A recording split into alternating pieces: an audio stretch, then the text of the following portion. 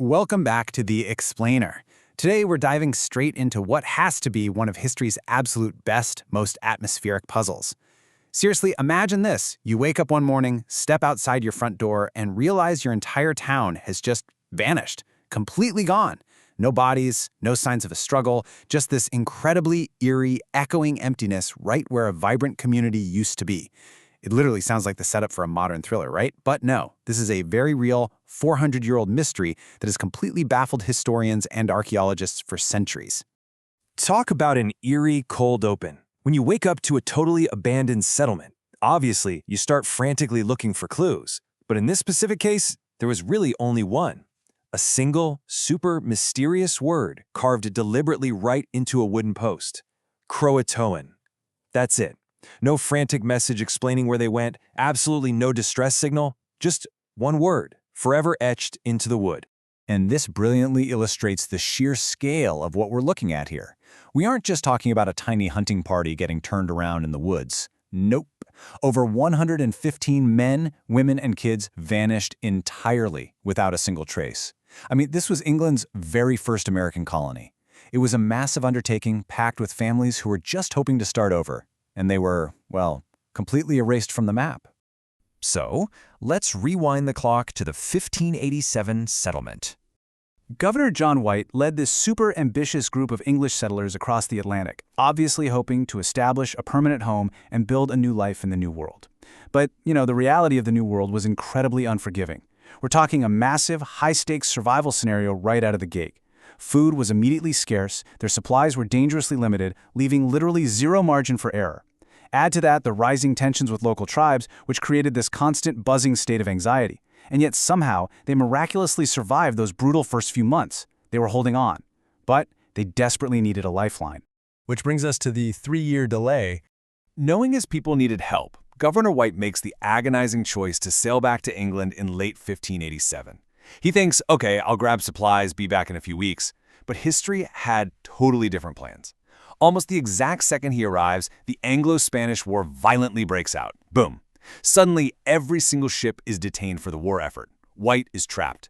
Weeks turn into months. Months drag into years. Just imagine the absolute torture for those colonists back in America, scanning the horizon every single day for a ship that just isn't coming. It wasn't until 1590, 3 agonizingly long years later, that White finally secured a ship to sail back to Roanoke. He's expecting this joyous, tearful reunion, but instead, he finds complete, haunting silence. The settlement was completely abandoned, and it wasn't just left empty. Every single house had been carefully taken apart. Talk about taking the phrase moving house a bit too literally, right? But honestly, there were no bodies, no signs of a sudden raid, no weapons scattered around, just a totally empty clearing, and of course, that single word carved into a post, CROATOAN. Okay, let's dive into this. What are the main theories of the lost? For over 4 centuries, this has sparked massive historical debate. So, acting as impartial detectives here, let's just clearly weigh the competing theories without taking a side. First up, assimilation. Basically, the idea that these desperate settlers peacefully joined the friendly Croatoan tribe to survive. Makes sense, right?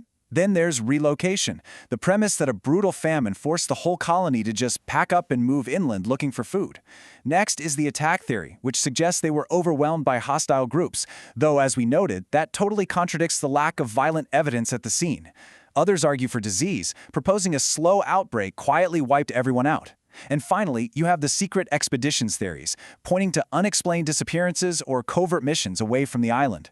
But here is the absolutely crucial point to take away from all this. Despite 400 years of intense digging, not a single one of these outcomes has been conclusively proven. Fast forward to today, and let's look at some modern archaeological clues. Because the investigation is definitely far from over. For the longest time, the historical assumption was just that the colony vanished quickly and left zero trace. But modern discoveries are totally rewriting that script. Today, researchers are actively looking at ancient maps that have these weird patched-over markings, basically hidden ink, that hint at secret inland forts. They're also actually unearthing new artifacts near Roanoke that strongly suggest some of these settlers might have survived way longer than anyone previously thought.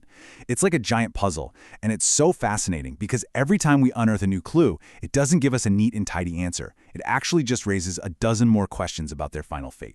Which brings us to the ultimate lingering question.